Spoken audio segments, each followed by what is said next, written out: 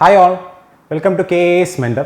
അപ്പോൾ നമ്മൾ ഇന്നത്തെ ഈ വീഡിയോ ലെസണിലൂടെ ഡിസ്കസ് ചെയ്യാൻ പോകുന്നത് കേരള PSC മുൻ വർഷങ്ങളിലായിട്ട് ചോദിച്ചിട്ടുള്ള എക്കണോമിക്സിൻ്റെ കുറച്ച് പ്രീവിയസ് ഇയർ ക്വസ്റ്റ്യൻസും റിലേറ്റഡ് ഫാക്ട്സും മാത്രമല്ല കുറച്ച് മോഡൽ ക്വസ്റ്റ്യൻസുമാണ്. ഓക്കെ, അപ്പോൾ നമുക്ക് എന്തായാലും വീഡിയോയിലേക്ക് കടക്കാം. അപ്പോൾ കേരള PSC സ്ഥിരമായിട്ട് ചോദിക്കുന്ന ഒരു മേഖലയാണ് സാമ്പത്തിക ശാസ്ത്രത്തിലെ നൊബേൽ. സാമ്പത്തിക ശാസ്ത്രം മാത്രമല്ല, എല്ലാ മേഖലയിലെ നൊബേൽ സമ്മാനം സ്ഥിരമായിട്ട് ആവർത്തിച്ചു വരുന്ന ചോദ്യമാണ്. അപ്പോൾ നമ്മൾ ആദ്യമായിട്ട് നോക്കുന്ന ക്വസ്റ്റ്യനും നൊബേൽ സമ്മാനമായിട്ട് ബന്ധപ്പെട്ടതാണ്. Okay, question: who is the recipient of Nobel prize for economics for the year 2020? 2020 സാമ്പത്തിക ശാസ്ത്രത്തിൽ നൊബേൽ സമ്മാന ജേതാവ് ആരാണ്? അപ്പോൾ ഓപ്ഷൻസ് നോക്കാം: Esther Duflo, Abhijit Banerjee, Paul R Milgrom and Paul Romer. അപ്പോൾ ഇതിലെ കറക്റ്റ് ആൻസർ എന്ന് പറയുന്നത് option C, Paul R Milgrom. Paul R മിൽഗ്രത്തിനാണ് 2020 എക്കണോമിക്സിൽ നൊബേൽ സമ്മാനം ലഭിച്ചത്. പോൾ ആർ മിൽഗ്രത്തിനൊപ്പം റോബർട്ട് ബി വിൽസൺ എന്ന് പറയുന്ന വ്യക്തിയും കൂടെയാണ് എന്ത് ചെയ്യുന്നത്, എക്കണോമിക്സിലെ നൊബേൽ സമ്മാനം ഷെയർ ചെയ്യുന്നത്. ഓക്കെ, അപ്പോൾ 2020 Paul R Milgrom and Robert B Wilson എന്നീ രണ്ടു പേർക്കാണ് നൊബേൽ സമ്മാനം ലഭിക്കുന്നത്. എന്തിനാണ് അവർക്ക് നൊബേൽ സമ്മാനം ലഭിക്കുന്നത്? പുതിയ ഓപ്ഷൻ ഫോർമാറ്റുകൾ രൂപീകരിക്കുന്നതുമായിട്ട് ബന്ധപ്പെട്ടുള്ള കാര്യങ്ങൾക്കാണ് 2020 നൊബേൽ സമ്മാനം, സാമ്പത്തിക ശാസ്ത്രത്തിനുള്ള നൊബേൽ സമ്മാനം പോൾ ആർ മിൽഗ്രമിനും റോബർട്ട് ബി വിൽസണും ലഭിക്കുന്നത്. നമ്മൾ 2020 നോക്കുമ്പോൾ 2019 കൂടെ നോക്കി പോകണം. കാരണം ഒരു ഇന്ത്യൻ വംശജനായിട്ടുള്ള ഒരാൾക്കാണ് 2019 സാമ്പത്തിക ശാസ്ത്രത്തിൽ നൊബേൽ സമ്മാനം ലഭിക്കുന്നത്. അഭിജിത്ത് ബാനർജി. 2019 അഭിജിത്ത് ബാനർജി എന്ന് പറയുന്ന ഇന്ത്യൻ വംശജൻ, അദ്ദേഹത്തിന്റെ ഭാര്യ എസ്തർ ഡുഫ്ലോ ആൻഡ് മൈക്കിൾ ക്രാമർ എന്ന് പറയുന്ന ഈ 3 ആൾക്കാർക്കാണ് 2019 സാമ്പത്തിക ശാസ്ത്രത്തിൽ നൊബേൽ സമ്മാനം ലഭിക്കുന്നത്. ഓർത്തിരിക്കുക, ഈ അഭിജിത്ത് ബാനർജി എന്ന് പറയുന്ന വ്യക്തി അമർത്യ സെന്നിന് ശേഷം 1998 ഇന്ത്യയിൽ നിന്ന് എക്കണോമിക്സിൽ നൊബേൽ സമ്മാനം ലഭിച്ച ആദ്യ വ്യക്തിയാണ് അമർത്യ സെൻ. അപ്പോൾ അമർത്യ സെന്നിന് ശേഷം എക്കണോമിക്സിൽ നൊബേൽ സമ്മാനം നേടുന്ന രണ്ടാമത്തെ ഇന്ത്യൻ വംശജനാണ് അഭിജിത്ത് ബാനർജി. അപ്പോൾ 2019 അഭിജിത്ത് ബാനർജി, എസ്തർ ഡുഫ്ലോ, മൈക്കിൾ ക്രാമർ, ഇവർ 3 പേർക്കാണ് 2019 നൊബേൽ പ്രൈസ് ലഭിക്കുന്നത്. ഇവർക്ക് എന്തിനാണ് ലഭിച്ചത്? ആഗോള ദാരിദ്ര്യ നിർമ്മാർജ്ജനവുമായിട്ട് ബന്ധപ്പെടുത്തിയ റിസർച്ച്, ആഗോള ദാരിദ്ര്യ നിർമ്മാർജ്ജനം, ഗ്ലോബൽ പോവർട്ടി അലിവേഷനുമായിട്ട് ബന്ധപ്പെട്ട റിസർച്ച് പഠനത്തിനാണ് എന്ത് ചെയ്യുന്നത്, 2019 ഇവർക്ക് നൊബേൽ സമ്മാനം ലഭിക്കുന്നത്. ഇനി എക്കണോമിക്സുമായിട്ട് ബന്ധപ്പെട്ട എക്കണോമിക്സിന് നൊബേൽ പ്രൈസ് നൽകുന്നത് ആരാണെന്ന് ചോദിച്ചു കഴിഞ്ഞാൽ സ്വീഡനിലെ സെൻട്രൽ ബാങ്ക് ആയിട്ടുള്ള Riksbank. Okay, Sweden central bank ആയിട്ടുള്ള റിക്സ് ബാങ്ക് ആണ് നൊബേൽ സമ്മാനം, എക്കണോമിക്സിൽ നൊബേൽ സമ്മാനം നൽകുന്നത്. ഓക്കെ, അതുകൊണ്ട് ഇതിനെ റിക്സ് ബാങ്ക് പ്രൈസ് എന്നും അറിയപ്പെടാറുണ്ട്. എക്കണോമിക്സിനുള്ള നൊബേൽ സമ്മാനത്തിനെ റിക്സ് ബാങ്ക് പ്രൈസ് എന്നും അറിയപ്പെടാറുണ്ട്. രണ്ടാമത്തെ ചോദ്യം: who wrote the book planned economy for India? ഇത് പ്ലാനിങ്ങുമായിട്ട് ബന്ധപ്പെട്ട ഒരു ക്വസ്റ്റ്യൻ ആണ്. പ്ലാൻഡ് എക്കോണമി ഫോർ ഇന്ത്യ എന്ന് പറയുന്ന പുസ്തകം എഴുതിയത് ആര്? അപ്പോൾ ഇതിൽ ഓപ്ഷൻസ്: ദാദാഭായ് നവറോജി, വിശ്വേശ്വരയ്യ, അമർത്യ സെൻ ആൻഡ് മോത്തിലാൽ നെഹ്റു. ഇതിൽ ആൻസർ എന്ന് പറയുന്നത് ഓപ്ഷൻ ബി, വിശ്വേശ്വരയ്യ.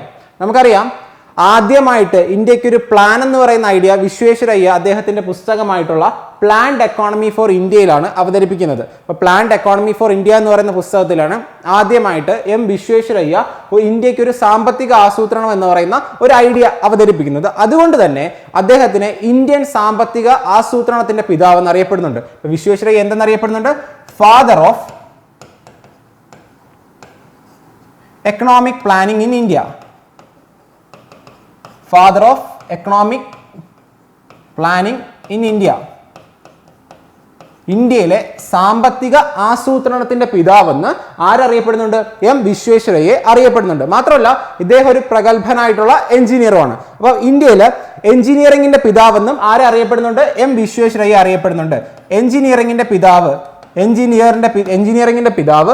മാത്രമല്ല ഇദ്ദേഹത്തിന്റെ ബർത്ത്ഡേ സെപ്റ്റംബർ 15 നമ്മൾ എഞ്ചിനീയേഴ്സ് ഡേ ആയിട്ട് ആഘോഷിക്കുന്നുണ്ട്. ഇന്ത്യയിൽ എഞ്ചിനീയേഴ്സ് ഡേ ആയിട്ട് ആഘോഷിക്കുന്നതും വിശ്വേശ്വരയ്യയുടെ ബർത്ത്ഡേ ആണ്. സെപ്റ്റംബർ 15 എഞ്ചിനീയേഴ്സ് ഡേ ആയിട്ട് ആഘോഷിക്കുന്നു. അതും ആരാണ്? വിശ്വേശ്വരയ്യയുടെ ബർത്ത്ഡേ ആണ്. ഇദ്ദേഹമാണ് ഫാദർ ഓഫ് ഇന്ത്യൻ എഞ്ചിനീയറിംഗ് എന്നും ആരറിയപ്പെടുന്നുണ്ട്? വിശ്വേശ്വരയ്യ അറിയപ്പെടുന്നുണ്ട്. മൂന്നാമത്തെ ചോദ്യവും ഒരു പുസ്തകവുമായിട്ട് ബന്ധപ്പെട്ട ചോദ്യം തന്നെയാണ്. Who wrote the book poverty and unBritish rule in India? Poverty and unBritish rule in India എന്ന് പറയുന്ന പുസ്തകം എഴുതിയത് ആരാണ്? Options: professor VKRV Rao, PC Mahalanobis, professor SD Tendulkar and Dadabhai Naoroji. നമുക്ക് ഈ ഓപ്ഷൻസ് അറിയാം. ഇതിൽ ഓപ്ഷൻ ഡി, ദാദാഭായ് നവറോജിയാണ് poverty and unBritish rule in India എന്ന് പറയുന്നത്. നമ്മൾ എല്ലാവർക്കും ദാദാഭായ് നവറോജിയെ പറ്റി അറിയാലോ. അതായത് ഇന്ത്യൻ സാമ്പത്തിക ശാസ്ത്രത്തിന്റെ പിതാവ്, father of Indian economics, father of Indian economics എന്നറിയപ്പെടുന്ന ആരാണ്? ദാദാഭായ് നവറോജിയാണ്. ഫാദർ ഓഫ് ഇന്ത്യൻ എക്കണോമിക്സ് എന്നറിയപ്പെടുന്നത് ദാദാഭായ് നവറോജിയാണ്.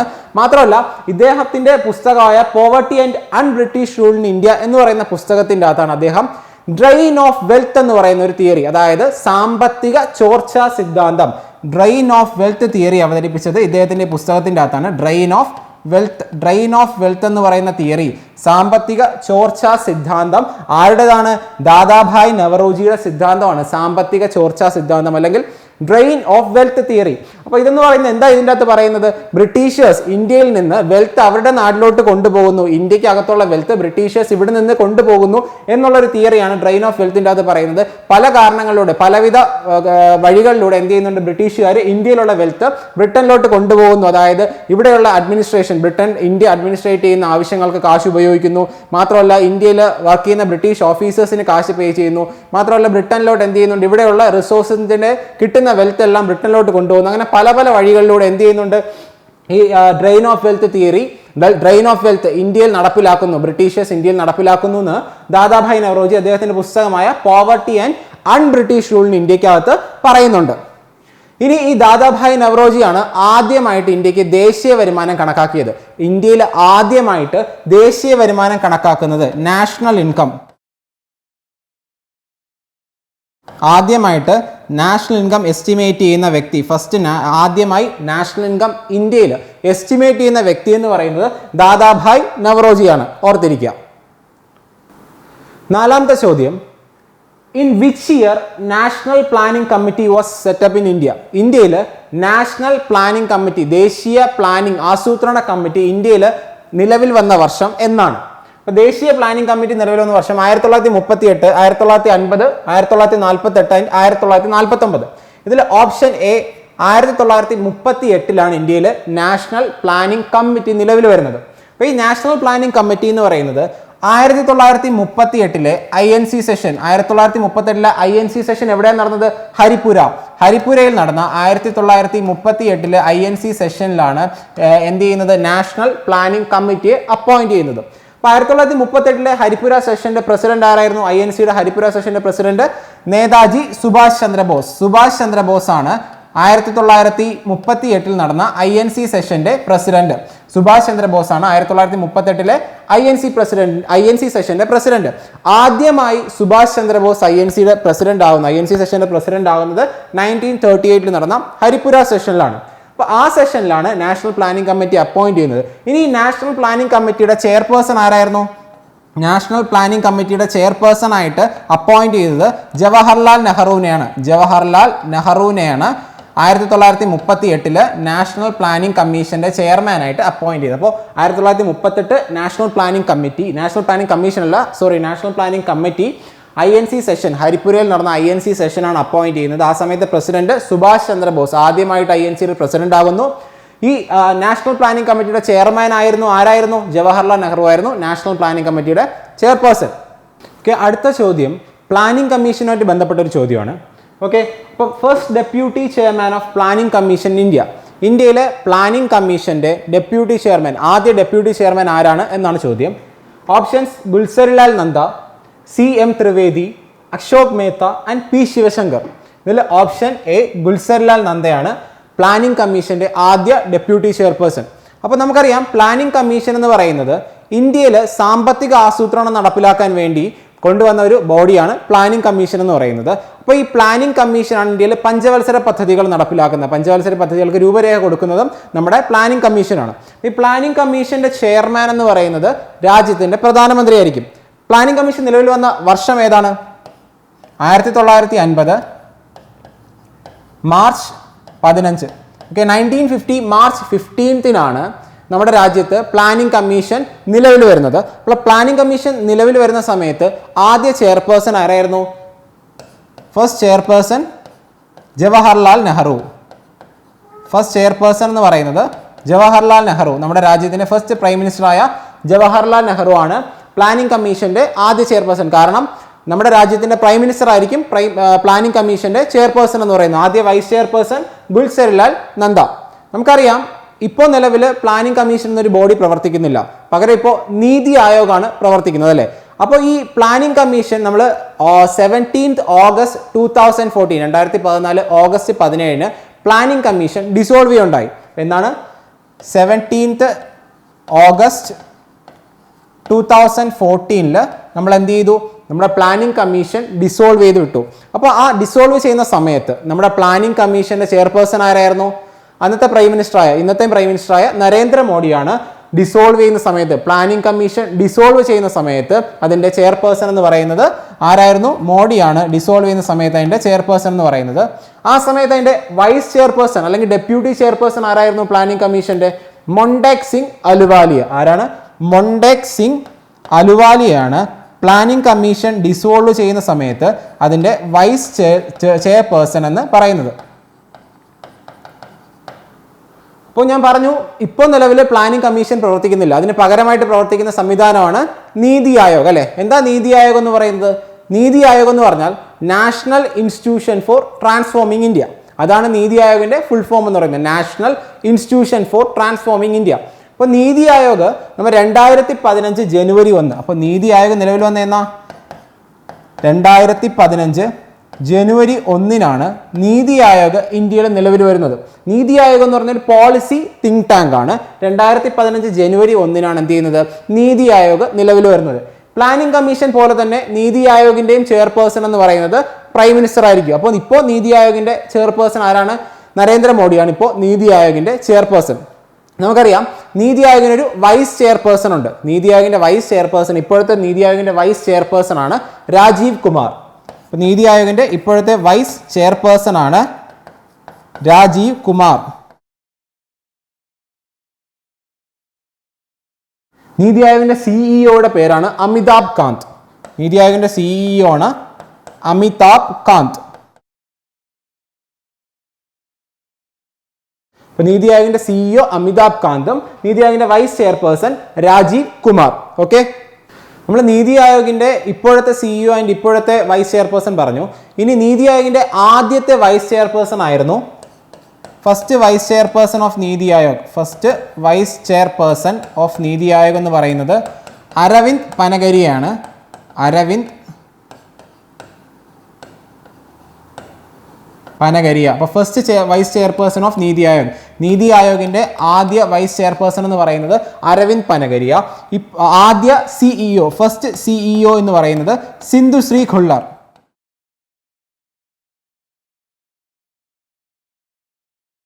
അപ്പോൾ ആദ്യ വൈസ് ചെയർപേഴ്സൺ അരവിന്ദ് പനഗരിയും ആദ്യ സിഇഒ സിന്ധുശ്രീ ഖുള്ളർ. അടുത്ത ചോദ്യം, The final approval to the 5-year plans of India is given by. ഇതും പ്ലാനിങ്ങുമായിട്ട് ബന്ധപ്പെട്ട മറ്റൊരു ചോദ്യമാണ്. ഇന്ത്യയിൽ പഞ്ചവത്സര പദ്ധതികൾക്ക് അന്തിമ അനുമതി നൽകുന്നത് ആരാണ്? Options: planning commission, NITI Aayog, national development council അല്ലെങ്കിൽ NDC, none of the above. ഇതിൽ ആൻസർ എന്ന് പറയുന്നത് നാഷണൽ ഡെവലപ്മെന്റ് കൗൺസിൽ. അതായത് ഞാൻ നേരത്തെ പറഞ്ഞു, നമ്മുടെ ഇന്ത്യയിലെ 5-year പ്ലാൻസ് രൂപകൽപ്പന ചെയ്യുന്ന അല്ലെങ്കിൽ അതിന് രൂപം കൊടുക്കുന്നത് പ്ലാനിംഗ് കമ്മീഷൻ ആണെങ്കിലും അതിന് അന്തിമ അനുമതി കൊടുക്കുന്നത് നാഷണൽ ഡെവലപ്മെന്റ് കൗൺസിൽ എന്ന് പറയുന്ന NDC ആണ്. NDC ആണ് എന്ത് ചെയ്യുന്നത്? ഇതിന് അന്തിമ അനുമതി കൊടുക്കുന്നത്. എന്നാണ് NDC രൂപീകരിക്കപ്പെട്ടതെന്ന് ചോദിച്ചു കഴിഞ്ഞാൽ 1952 August 6. 1952 August 6 national development council അല്ലെങ്കിൽ NDC ഇന്ത്യയിൽ രൂപം കൊണ്ടത്. ഇപ്പോൾ പക്ഷേ നീതി ആയോഗ് വന്നതിന് ശേഷം NDCയുടെ പ്രവർത്തനങ്ങളെല്ലാം തന്നെ നീതി ആയോഗിന്റെ ഗവേണിംഗ് കൗൺസിൽ ഏറ്റെടുത്തു. അപ്പോൾ ഇപ്പോൾ നിലവിൽ നീതി ആയോഗിന്റെ ഗവേണിംഗ് കൗൺസിലാണ് NDC ചെയ്യുന്ന പ്രവർത്തനങ്ങളെല്ലാം ചെയ്യുന്നതെന്ന് ഓർത്തിരിക്കുക. ഓക്കെ, അപ്പോൾ നമ്മുടെ രാജ്യത്ത് നാഷണൽ ഡെവലപ്മെന്റ് കൗൺസിൽ നിലവിൽ വന്നത് കൂടുതൽ സംസ്ഥാനങ്ങളുടെ പാർട്ടിസിപ്പേഷൻ ഉറപ്പുവരുത്താൻ വേണ്ടി ഒരു ഫെഡറൽ സംവിധാനം ശക്തിപ്പെടുത്താൻ വേണ്ടിയാണ്. പ്ലാനിങ്ങിൽ ഒരു ഫെഡറൽ സംവിധാനം ഉറപ്പാക്കാനും സംസ്ഥാനങ്ങളുടെ പാർട്ടിസിപ്പേഷൻ ആസൂത്രണത്തിൽ, സാമ്പത്തിക ആസൂത്രണത്തിൽ സംസ്ഥാനങ്ങളുടെ പാർട്ടിസിപ്പേഷൻ ശക്തിപ്പെടുത്താനും വേണ്ടിയാണ് നാഷണൽ ഡെവലപ്മെന്റ് കൗൺസിൽ നമ്മുടെ രാജ്യത്ത് നിലവിൽ വരുന്നത്. ഓക്കെ, അടുത്ത question, the main objective of 12th 5-year plan was. 12ാം പഞ്ചവത്സര പദ്ധതിയുടെ പ്രധാന ലക്ഷ്യം എന്തായിരുന്നു? ഓപ്ഷൻസ് എന്ന് പറയുന്നത് sustainable and inclusive growth, self reliance and social justice, development of industrial sector, self sufficient economy. ഇതിൽ option A sustainable and inclusive growth ആണ് 12ാം പഞ്ചവത്സര പദ്ധതിയുടെ ലക്ഷ്യം എന്ന് പറയുന്നത്. സസ്റ്റൈനബിൾ ഡെവലപ്മെന്റ് അല്ലെങ്കിൽ സുസ്ഥിര വികസനം അല്ലെങ്കിൽ സുസ്ഥിര വളർച്ച, ഇൻക്ലൂസീവ് ഗ്രോത്ത്, എല്ലാവരെയും ഉൾക്കൊള്ളിച്ചുകൊണ്ടുള്ള വളർച്ചയാണ് 12ാം പഞ്ചവത്സര പദ്ധതിയുടെ ലക്ഷ്യം എന്ന് പറയുന്നത്.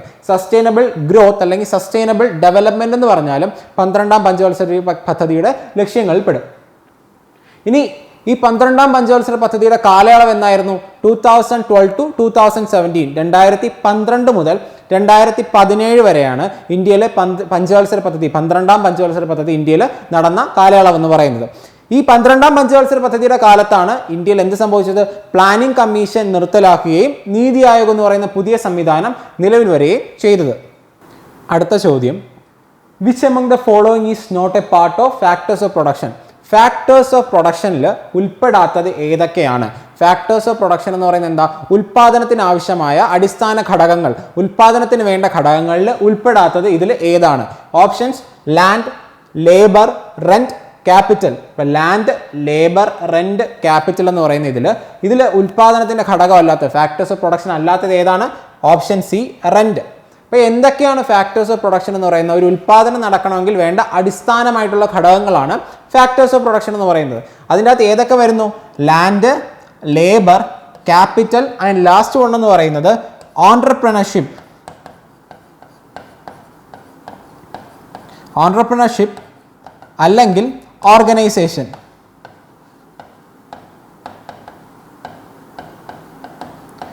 അപ്പോൾ ലാൻഡ്,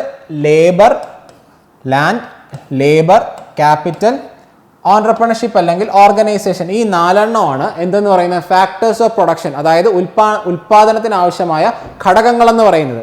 അപ്പോൾ ഈ 4 ഇതിൽ ഇനി അടുത്ത് ഈ ഉൽപാദന വരുമാനം അല്ലെങ്കിൽ ഫാക്ടർ ഇൻകം എന്ന് പറയുന്നത് എന്തൊക്കെയാണ്? ഓരോ ഉൽപാദന ഘടകങ്ങളുടെയും ഫാക്ടേഴ്സ് ഓഫ് പ്രൊഡക്ഷനും തിരിച്ചു കിട്ടുന്ന റിട്ടേൺസ് ഫാക്ടേഴ്സ് ഓഫ് പ്രൊഡക്ഷൻ അല്ലെങ്കിൽ ഫാക്ടർ ഇൻകം എന്ന് പറയുന്നത് ഏതൊക്കെയാണ്? ലാൻഡിന്റെ ഫാക്ടർ ഇൻകം അല്ലെങ്കിൽ റിട്ടേൺസ് ടു ലാൻഡ് എന്ന് പറയുന്നത് എന്താണ്? റെന്റ്. ലാൻഡിന്റെ ഫാക്ടർ ഇൻകം എന്ന് പറയുന്നത് റെന്റ്. ലേബറിൻ്റെത് എന്താണ്? ലേബറിൻ്റെത് വേജസ്. ക്യാപിറ്റലിന് ഇൻട്രസ്റ്റ്. ഓൺട്രപ്രണർഷിപ്പ് അല്ലെങ്കിൽ ഓർഗനൈസേഷന് പ്രോഫിറ്റ്. അപ്പോൾ 4 ഫാക്ടേഴ്സ് ഓഫ് പ്രൊഡക്ഷൻ, ഒരു ഉൽപ്പാദനം നടക്കണമെങ്കിൽ ആവശ്യമായിട്ടുള്ള പ്രധാനപ്പെട്ട 4 ഫാക്ടേഴ്സ് ഓഫ് പ്രൊഡക്ഷൻ എന്ന് പറയുന്നത് ലാൻഡ് എന്ന് പറഞ്ഞാൽ ഭൂമി, ലേബർ എന്ന് പറഞ്ഞാൽ തൊഴിൽ ശക്തി, ക്യാപിറ്റൽ എന്ന് പറഞ്ഞാൽ മൂലധനം, ഓൺട്രപ്രണർഷിപ്പ് എന്ന് വെച്ച് കഴിഞ്ഞാൽ സംരംഭകത്വം. ഈ 4 ഫാക്ടേഴ്സ് ഓഫ് പ്രൊഡക്ഷൻ്റെ 4 ഫാക്ടേഴ്സ് ഓഫ് പ്രൊഡക്ഷൻ എന്ന് പറയുന്നത്. അതിൻ്റെ റിട്ടേൺസ് ഏതൊക്കെയാണ്? റിട്ടേൺസ് ഫാക്ടേഴ്സ് ഓഫ് പ്രൊഡക്ഷൻ എന്ന് പറയുന്നത് rent, wages, interest and profit. അടുത്ത ചോദ്യം ദേശീയ വരുമാനവുമായിട്ട് ബന്ധപ്പെട്ട ഒരു ക്വസ്റ്റ്യൻ ആണ്. National income committee was appointed in 1949 under the chairmanship of. ഇന്ത്യയിൽ ദേശീയ വരുമാന കമ്മിറ്റി, national income committee 1949 national income committee ആരുടെ ചെയർമാൻ, ചെയർമാനായിട്ടുള്ള കമ്മിറ്റിയാണ് 1949 ഗവൺമെന്റ് അപ്പോയിന്റ് ചെയ്യുന്നതാണ് ചോദ്യം. Options Dadabhai Naoroji, PC Mahalanobis, VK RV Rao, John Mathai. അപ്പോൾ ഇതിൽ ഓപ്ഷൻ ബി PC മഹലനോബിസ് ആണ്. അപ്പം 1949 ഇന്ത്യക്ക് സ്വതന്ത്രം കിട്ടിയതിന് ശേഷം, നമ്മുടെ സ്വതന്ത്രം കിട്ടിയതിന് ശേഷമുള്ള ഗവൺമെന്റ് ആദ്യമായിട്ട് അപ്പോയിന്റ് ചെയ്യുന്ന നാഷണൽ ഇൻകം, നമ്മുടെ ദേശീയ വരുമാനം കണക്കാക്കുന്ന കമ്മിറ്റിയാണ് നാഷണൽ ഇൻകം കമ്മിറ്റി. അതിനുവേണ്ടി അപ്പോയിന്റ് ചെയ്ത കമ്മിറ്റിയാണ്. അതിൻ്റെ ചെയർമാനായിട്ട് വന്നത് PC മഹലനോബിസ്. അദ്ദേഹത്തിന്റെ നേതൃത്വത്തിലാണ് ഈ കമ്മിറ്റി അപ്പോയിന്റ് ചെയ്യുന്നത്. അതിന്റെ മറ്റ് 2 മെമ്പേഴ്സ് ആരൊക്കെയും ചോദിച്ചു കഴിഞ്ഞാൽ DR Gadgil, Dhananjaya Ramachandra Gadgil and VK RV Rao. ഈ 2 പേരും ഈ കമ്മിറ്റിയിലെ മറ്റ് അംഗങ്ങളാണ്. അപ്പോൾ DR Gadgil, VK RV Rao and PC Mahalanobis, ഈ 3 പേര് ചേർന്നതാണ് നാഷണൽ ഇൻകം കമ്മിറ്റി 1949 അപ്പോയിന്റ് ചെയ്യുന്നത്. ഇനി ഈ PC മഹലനോബിസ് ആണ് ഇന്ത്യൻ സ്റ്റാറ്റിസ്റ്റിക്സിന്റെ പിതാവെന്ന് അറിയപ്പെടുന്നത്. PC മഹലനോബിസിനെ ഇന്ത്യൻ സ്റ്റാറ്റിസ്റ്റിക്സിന്റെ പിതാവെന്ന് അറിയപ്പെടുന്നുണ്ട്. അടുത്ത ചോദ്യം എന്ന് പറയുന്നത് UNDP published it's first report on human development. UNDP human development report ആദ്യമായിട്ട് പബ്ലിഷ് ചെയ്ത വർഷം ഏതെന്നാണ് ചോദ്യം. Option A 1989, option B 1990, option C 1991, option D 1992.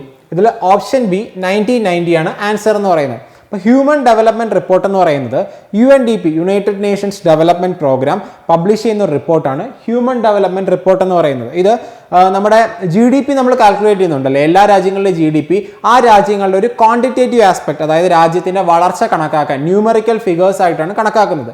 പക്ഷേ അതിൻ്റെ അകത്ത് നമ്മൾ ഹെൽത്ത്, എഡ്യൂക്കേഷൻ തുടങ്ങിയ ഒരുപാട് ആസ്പെക്ട്സുകളൊന്നും എന്ത് ചെയ്യുന്നില്ല, കണക്കിലെടുക്കുന്നില്ല അല്ലേ. അപ്പോൾ അതേപോലെ കുറച്ച് മനുഷ്യൻ്റെ വികസനവുമായിട്ട് ബന്ധപ്പെട്ട കുറച്ച് സൂചികകൾ ഉൾപ്പെടുത്തിയുള്ള ഒരു റിപ്പോർട്ടാണ് ഹ്യൂമൻ ഡെവലപ്മെൻറ്റ് റിപ്പോർട്ട് എന്ന് പറയുന്നത്. ഇത് UNDP യുണൈറ്റഡ് നേഷൻസ് ഡെവലപ്മെൻറ്റ് പ്രോഗ്രാമാണ് ഇത് പുറത്തുവിടുന്നത്. അപ്പോൾ ഇതിൻ്റെ ഭാഗമായിട്ട് ഹ്യൂമൻ ഡെവലപ്മെൻറ്റ് റിപ്പോർട്ടിൻ്റെ ഭാഗമായിട്ട് അതിൻ്റെ കൂടെ പുറത്തുവിടുന്നതാണ് ഹ്യൂമൻ ഡെവലപ്മെൻറ്റ് ഇൻഡെക്സ് എന്ന് പറയുന്നത്, HDI ഹ്യൂമൻ ഡെവലപ്മെൻറ്റ് ഇൻഡെക്സ്. അപ്പോൾ ഹ്യൂമൻ ഡെവലപ്മെൻറ്റ് റിപ്പോർട്ടിൻ്റെ കൂടെ വരുന്നതാണ് ഹ്യൂമൻ ഡെവലപ്മെൻറ്റ് ഇൻഡെക്സ് എന്ന് പറയുന്നത്. ഓരോ രാജ്യങ്ങളും ഹ്യൂമൻ ഡെവലപ്മെൻറ്റിൽ എവിടെ നിൽക്കുന്നു എന്ന് കണക്കാക്കാൻ വേണ്ടിയുള്ളതാണ് ഹ്യൂമൻ ഡെവലപ്മെൻറ്റ് ഇൻഡെക്സ് എന്ന് പറയുന്നത്. അപ്പോൾ ഈ ഇൻഡെക്സ് പിന്നിൽ പ്രവർത്തിച്ച 2 വ്യക്തികളെന്ന് പറയുന്നത്, ഒന്ന് മഹബൂബ് ഉൽ ഹക്കും മറ്റൊന്ന് അമർത്യ സെൻ. ഓക്കെ, അപ്പോൾ ഹ്യൂമൻ ഡെവലപ്മെൻറ്റ് റിപ്പോർട്ടിൻ്റെ ഭാഗമായിട്ട് പുറത്തുവിടുന്ന ഇൻഡെക്സ്, ഒരു സൂചികയാണ് ഹ്യൂമൻ ഡെവലപ്മെൻറ്റ് ഇൻഡെക്സ് എന്ന് പറയുന്നത്. ഇതിന് പിന്നിൽ പ്രവർത്തിച്ച 2 വ്യക്തികളാണ് മഹബൂബ് ഉൽ ഹക്കും അമർത്യ സെന്നും. ഓക്കെ, ഇനി ഹ്യൂമൻ ഡെവലപ്മെൻറ്റ് ഇൻഡെക്സ് കണക്കാക്കാൻ വേണ്ടി പ്രധാനമായിട്ട് 3 കാര്യങ്ങളാണ് എന്ത് ചെയ്യുന്നത്, 3 കാര്യങ്ങളുടെ അടിസ്ഥാനത്തിലാണ് ഹ്യൂമൻ ഡെവലപ്മെൻറ്റ് ഇൻഡെക്സ് കാൽക്കുലേറ്റ് ചെയ്യുന്നത്. ഒന്നെന്ന് പറഞ്ഞാൽ ഹെൽത്ത്, മറ്റൊന്ന് എഡ്യൂക്കേഷൻ, മൂന്നാമത്തത് ക്വാളിറ്റി ഓഫ് ലൈഫ്. അപ്പോൾ ഈ 3 കാര്യങ്ങളുടെ അടിസ്ഥാനത്തിൽ, 3 ഫാക്ടേഴ്സിൻ്റെ അടിസ്ഥാനത്തിലാണ് HDI human development index calculate ചെയ്യുന്നത്, health, education and quality of life. 2020 human development index പ്രകാരം 2020 ഹ്യൂമൻ ഡെവലപ്മെൻറ്റ് ഇൻഡെക്സിൽ ഇന്ത്യക്ക് 131 റാങ്കാണ്. 2020 ഹ്യൂമൻ ഡെവലപ്മെൻറ്റ് ഇൻഡെക്സിൽ ഇന്ത്യക്ക് 131 റാങ്കാണ്. 2019 അത് 129 ആയിരുന്നു. അപ്പോൾ 2019 129 ആയിരുന്ന ഇന്ത്യക്ക് 2020 ആയപ്പോൾ 131 റാങ്കിലോട്ട് ഇന്ത്യ പിന്നിലോട്ട് പോയി ഹ്യൂമൻ ഡെവലപ്മെൻറ്റ് ഇൻഡെക്സിൻ്റെ കാര്യത്തിൽ. ഓക്കെ, അപ്പോൾ UNDP യുണൈറ്റഡ് നേഷൻസ് ഡെവലപ്മെൻറ്റ് പ്രോഗ്രാമാണ് എന്ത് പുറത്തുവിടുന്നത്, ഹ്യൂമൻ ഡെവലപ്മെൻറ്റ് റിപ്പോർട്ടും അതിനൊപ്പം ഹ്യൂമൻ ഡെവലപ്മെൻറ്റ് ഇൻഡെക്സും. അടുത്ത ചോദ്യം, which of the following district cooperative bank is not a part of Kerala bank? നമ്മൾ റീസെൻ്റ് ആയിട്ട് ന്യൂസിലൊക്കെ ഒരുപാട് കണ്ടതാണ് കേരള ബാങ്ക് എന്ന് പറയുന്നത് അല്ലേ. അപ്പോൾ അതുമായിട്ട് ബന്ധപ്പെട്ട ഒരു ചോദ്യമാണ്, താഴെ പറയുന്ന ജില്ലാ സഹകരണ ബാങ്കുകൾ ഏതാണ് കേരള ബാങ്ക് എന്ന് പറയുന്നതിൻ്റെ അകത്ത് ഉൾപ്പെടാത്തത്? Options: Kollam district cooperative bank, Alappuzha district cooperative bank, Malappuram district cooperative bank and Ernakulam district cooperative bank. ഇതിൽ option C Malappuram district cooperative bank. അപ്പം മലപ്പുറം ജില്ലാ സഹകരണ ബാങ്കാണ് എന്ത് കേരള ബാങ്ക് എന്ന് പറയുന്നതിൻ്റെ അകത്ത് ഉൾപ്പെടാത്ത സഹകരണ ബാങ്ക്, ജില്ലാ സഹകരണ ബാങ്ക്. അപ്പോൾ എന്താണ് കേരള ബാങ്ക്? നമുക്കറിയാം, നവംബർ 29, 2019. അപ്പോൾ ഓക്കെ, നവംബർ 29, 2019 ആണ് കേരള ബാങ്ക് കേരളത്തിൽ നിലവിൽ വരുന്നത്. Kerala state cooperative bank limited എന്നാണ് അതിൻ്റെ പൂർണ്ണനാമം. അതിൻ്റെ ബ്രാൻഡ് നെയിമാണ് കേരള ബാങ്ക് എന്ന് പറയുന്നത്. അപ്പോൾ കേരള കോപ്പറേറ്റീവ് ബാങ്ക് ലിമിറ്റഡ് എന്ന് പറയുന്ന, Kerala state cooperative bank limited എന്ന് പറയുന്ന ബാങ്കിൻ്റെ ബ്രാൻഡ് നെയിമാണ് കേരള ബാങ്ക് എന്ന് പറയുന്നത്. നമ്മുടെ സംസ്ഥാനത്ത്, കേരള സംസ്ഥാനത്തുള്ള 14 ജില്ലാ സഹകരണ ബാങ്കുകളിൽ മലപ്പുറം ഒഴികെയുള്ള 13 ജില്ലാ സഹകരണ ബാങ്കുകളെയും സംസ്ഥാന സഹകരണ ബാങ്കുകളെയും ഒരുമിപ്പിച്ചുകൊണ്ടാണ് കേരള ബാങ്ക് നവംബർ 29, 2019 കേരളത്തിൽ നിലവിൽ വരുന്നത്. നമുക്ക് ഈ കോപ്പറേറ്റീവ് ബാങ്ക് വന്നതിന് ശേഷം, കേരള ബാങ്ക് വന്നതിന് ശേഷം ഇപ്പോൾ നിലവിൽ കേരളത്തിൽ ഒരു 2 ടയർ ബാങ്കിങ് സിസ്റ്റം ആണുള്ളത്.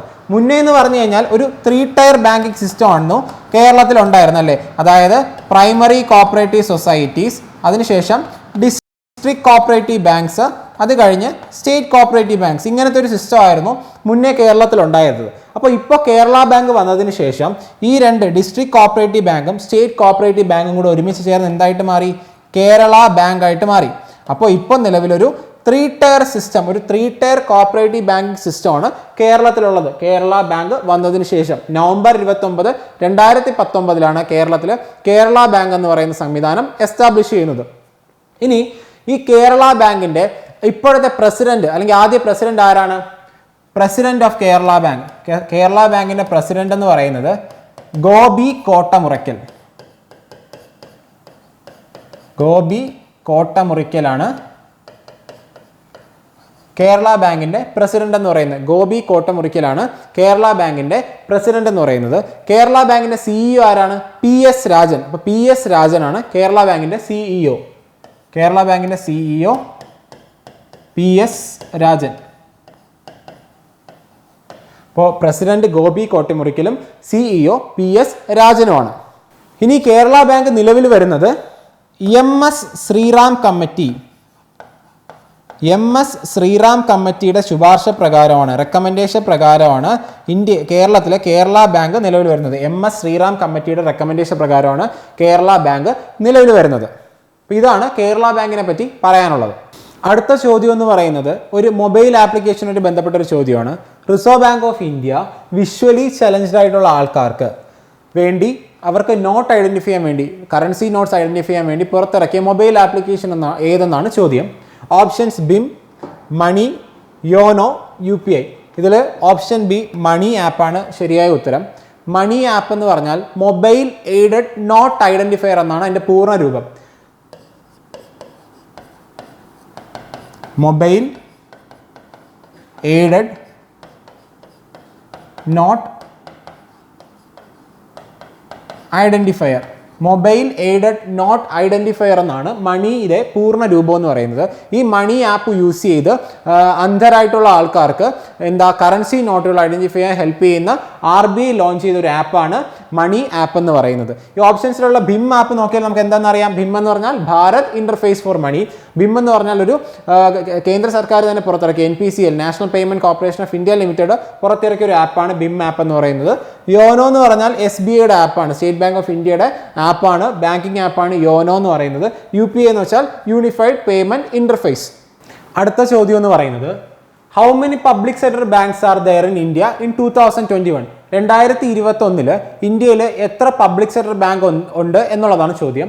Options 10, 12, 27 and 25. ഓപ്ഷൻ ബി 12 ആണ്. 12 പബ്ലിക് സെക്ടർ ബാങ്കുകളാണ് ഇന്ത്യയിൽ 2021 പ്രവർത്തിക്കുന്നത്.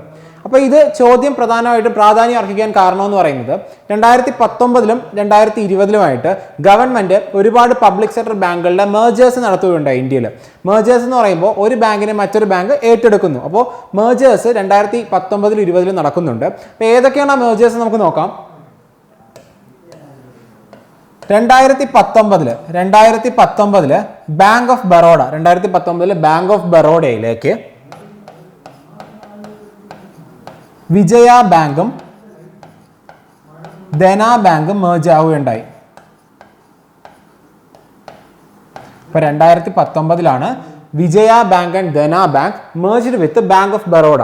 2019 നടന്ന ഒരു മെർജറാണ്. ഇനി 2020 നമ്മൾ വരുമ്പോൾ 2020 പ്രധാനമായിട്ടും 10 പബ്ലിക് സെക്ടർ ബാങ്കുകളെ ആണ് ഗവൺമെന്റ് മേർജ് ചെയ്യിപ്പിച്ചത്. 10 പബ്ലിക് സെക്ടർ ബാങ്കുകളെ മേർജ് ചെയ്തിട്ട് 4 ബിഗ് എൻറ്റിറ്റീസ് ആയിട്ട് മാറ്റുകയുണ്ടായി. 2020 10 പബ്ലിക് സെക്ടർ ബാങ്കുകളെ മേർജ് ചെയ്ത് 4 ബിഗ് എൻറ്റിറ്റീസ് ആയിട്ട് ഗവൺമെന്റ് മാറ്റുകയുണ്ടായി. അപ്പോൾ ഒന്നാമത്തെ ബാങ്ക് എന്ന് പറയുന്നത്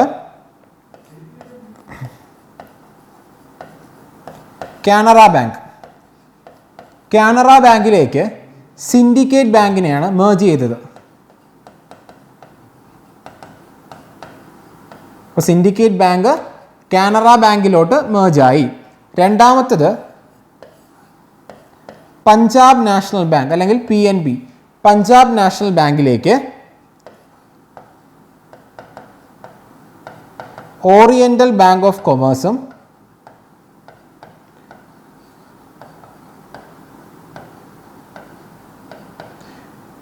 United bank of India.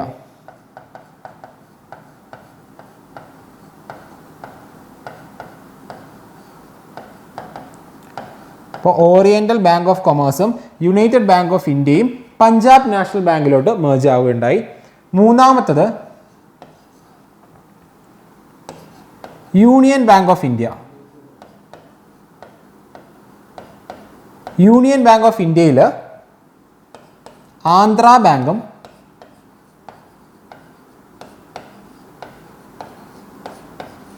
Corporation ബാങ്കുമാണ് മേർജ് ആയത്.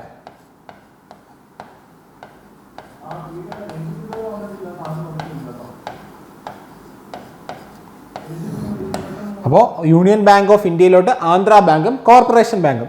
ലാസ്റ്റ് എന്ന് പറയുന്നത് ഇന്ത്യൻ ബാങ്ക്.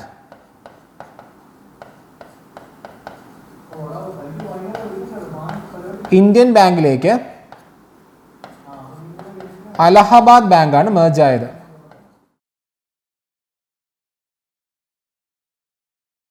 അപ്പോൾ 2020 പ്രധാനമായിട്ടും 4 ബാങ്കുകളായിട്ടാണ് മെർജ് ആയിട്ട് മാറിയത്. 10 ബാങ്കുകളെ 4 വലിയ എൻറ്റിറ്റീസ് ആയിട്ട് മെർജ് ആക്കുകയുണ്ടായി.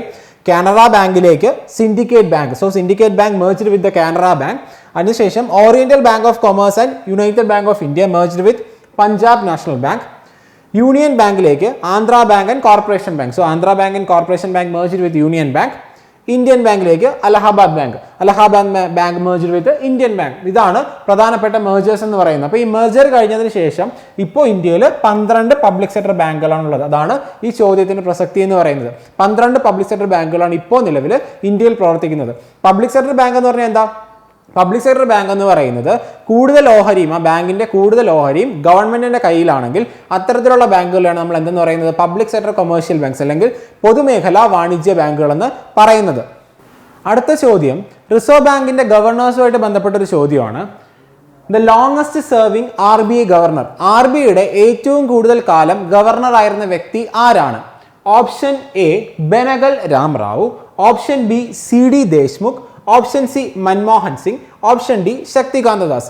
ഇതിൽ answer option A Benegal Rama Rau. അപ്പോൾ RBIയുടെ ഏറ്റവും കൂടുതൽ കാലം ഗവർണർ ആയിരുന്ന വ്യക്തി ബെനഗൽ രാമറാവു അല്ലെങ്കിൽ ബി രാമറാവു ആണ്. ഇനി RBIയുടെ ആദ്യത്തെ ഗവർണർ ആരായിരുന്നു? ഫസ്റ്റ് ഗവർണർ ഓഫ് RBI ആരാണ്? First governor of RBI sir Osborne Smith. അപ്പോൾ ഓസ്ബോൺ സ്മിത്ത് ആണ് RBIയുടെ ആദ്യ ഗവർണർ എന്ന് പറയുന്നത്. ഇദ്ദേഹം ബ്രിട്ടീഷുകാരനായിട്ടുള്ള ഒരു ഗവർണർ ആയിരുന്നു.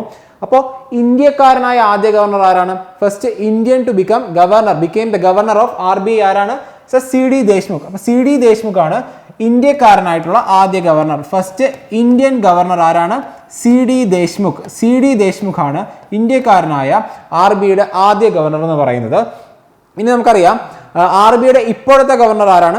ശക്തികാന്ത ദാസ്. അപ്പോൾ ശക്തികാന്ത ദാസ് ആണ് RBIയുടെ ഇപ്പോഴത്തെ ഗവർണർ. അദ്ദേഹം 25ാമത്തെ ഗവർണറാണ്. RBIയുടെ 25th ഗവർണറാണ്. 25ാമത്തെ ഗവർണറാണ് ആരെന്ന് പറയുന്നത്? ശക്തികാന്ത ദാസ് എന്ന് പറയുന്നത്. നമ്മുടെ പ്രീവിയസ് ഇയറിൽ ഇപ്പോൾ കഴിഞ്ഞ പ്രിലിംസിന്റെ ക്വസ്റ്റ്യനിൽ ഉണ്ടായിരുന്നു 23rd ഗവർണർ ആരാണ്, റിസർവ് ബാങ്കിന്റെ 23rd ഗവർണർ ആരാണ് എന്നൊരു ക്വസ്റ്റ്യൻ ഉണ്ടായിരുന്നു. അപ്പോൾ 25th governor Shaktikanta Das. 24th governor എന്ന് പറയുന്ന ആരാണ്? ഊർജിത് പട്ടേൽ. ഊർജിത് പട്ടേൽ ആണ് 24th ഗവർണർ എന്ന് പറയുന്നത്. ഊർജിത് പട്ടേൽ. 23rd ഗവർണർ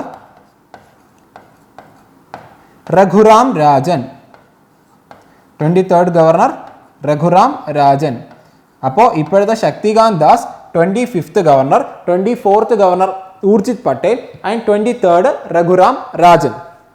ഇനി മൻമോഹൻ സിംഗ് നമുക്ക് നോക്കി അറിയാം. മൻമോഹൻ സിംഗ് ഗവർണർ ആയതിനു ശേഷം ഇന്ത്യയുടെ പ്രധാനമന്ത്രിയായ വ്യക്തിയാണ് ഡോക്ടർ മൻമോഹൻ സിംഗ്. RBIയുടെ ഗവർണർ ആയതിനു ശേഷം ഇന്ത്യയുടെ പ്രധാനമന്ത്രിയായ വ്യക്തിയാണ് ഡോക്ടർ മൻമോഹൻ സിംഗ്. അടുത്ത ചോദ്യം എന്ന് പറയുന്നത് the rate at which RBI lends money to the commercial banks.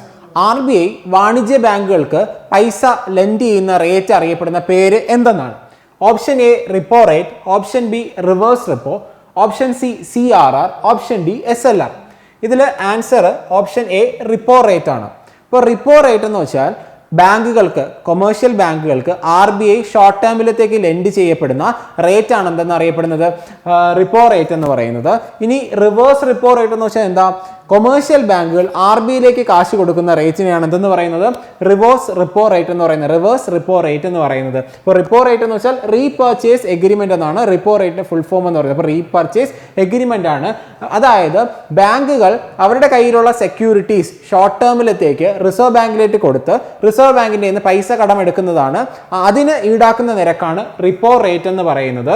ഇനി തിരിച്ച് RBI കൊമേഴ്ഷ്യൽ ബാങ്കുകളിൽ നിന്ന്, സാധാരണ കൊമേഴ്ഷ്യൽ ബാങ്കുകളിൽ നിന്ന് പൈസ കടമെടുക്കുന്നതിന് ഈടാക്കുന്ന റേറ്റ് ആണ് റിവേഴ്സ് റിപ്പോ റേറ്റ് എന്ന് പറയുന്നത്. ഇനി CRR എന്ന് പറഞ്ഞാൽ എന്താ? Cash reserve ratio. CRR cash reserve ratio, കരുതൽ ധനാനുപാതം. അതായത് ബാങ്കുകൾ ഒരു നിശ്ചിത അവരുടെ ടോട്ടൽ ഡെപ്പോസിറ്റിന്റെ ഒരു നിശ്ചിത ശതമാനം റിസർവ് ബാങ്കിൽ ഡിപ്പോസിറ്റ് ആയിട്ട് റിസർവ് ബാങ്കിൽ റിസർവ് ആയിട്ട് സൂക്ഷിക്കുക, അതിനെയാണ് എന്തെന്ന് പറയുന്നത് CRR എന്ന് പറയുന്നത്. ഇനി അടുത്ത് SLR എന്ന് വെച്ചാൽ statutory liquidity ratio. Statutory liquidity ratio എന്ന് പറയുന്നത് അവരുടെ മൊത്തം നിക്ഷേപത്തിൻ്റെ ഒരു നിശ്ചിത ശതമാനം സെക്യൂരിറ്റീസ് ആയിട്ടോ ഗവൺമെൻറ് സെക്യൂരിറ്റീസ് ആയിട്ടോ ഗോൾഡ് ആയിട്ടോ ഈവൻ കറൻസി ആയിട്ടോ തന്നെ എന്ത് ചെയ്യുക, സ്വന്തം ബാങ്കുകളിലെ ഓൾട്ടുകൾ സൂക്ഷിക്കുക. അതാണ് SLR എന്ന് പറയുന്നത്. ഓക്കെ, അപ്പോൾ ഇതൊക്കെയാണ് ഈ 4 എക്സ്പ്ലനേഷൻ എന്ന് പറയുന്നത്. സോ ഈ വീഡിയോ ലെസൺ എല്ലാവർക്കും ഉപകാരപ്രദമായെന്ന് വിശ്വസിക്കുന്നു. ഇനി നമുക്ക് കൂടുതൽ ടോപ്പിക്സ് ആയിട്ട് കാണാം. Okay, thank you, all the best.